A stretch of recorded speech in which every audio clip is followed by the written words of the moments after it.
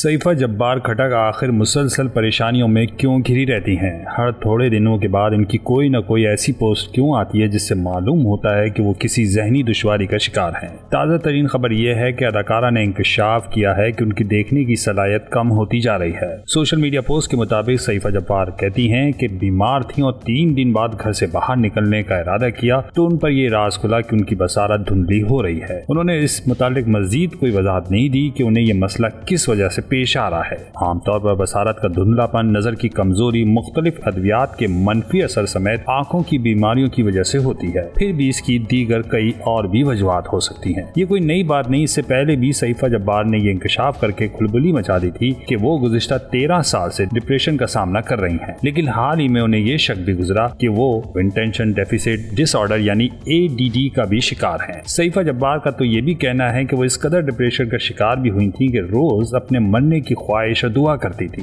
सईफा जब्बार ने एक इंटरव्यू में बताया कि अपने दोस्त को फोन कॉल की और उसे बताया कि वो खुदकुशी करने जा रही हैं। उनके शौहर उस वक्त घर पर नहीं थे और उन्होंने बताया कि वो 13 गोलियां खाने जा रही हैं। जब तक उनका दोस्त उनके घर नहीं पहुंचा था, इस दौरान कुछ भी हो सकता था। सईफा जब्बार कहती हैं कि इन लम्हों में कुछ भी हो सकता था। वो खौफजदा हो जाती थी। अदाकारा सईफा जब्बार का तो ये भी कहना था कि एक वक्त था जब डिप्रेशन की वजह से उनके दिल की धड़कन इंतहाई कम हो चुकी थी। उनके दिल की धड़कन फी मिनट 30 से भी कम हो जाती थी, जिसकी वजह से उन्हें शदीद तकलीफ होती। सईफा जब्बार ने बताया कि एक बार कनाडा जाते हुए उन्होंने एयरोस्टेस को पहले ही बता दिया था कि उनके दिल की धड़कन फी मिनट 30 से भी कम हो जाती है और अगर ऐसा हो जाए तो ऐसा ना समझा जाए कि अदाकारा मर गई हैं। उन्होंने बताया कि एक वक्त में वो डेली 30 गोलियां तक खाती थीं। सईफा जब्बार खटक पाकिस्तान की शोहरत याफ्ता अदाकारा हैं। बेटी और लोग क्या कहेंगे जैसे मकबूल ड्रामों से शोहरत हासिल करने के बाद सईफा तकरीबन 4 साल बाद दोबारा एक्टिंग करती हुई नजर आई, वो भी इसी साल रमजान स्पेशल कॉमेडी सीरियल रफ्ता रफ्ता में।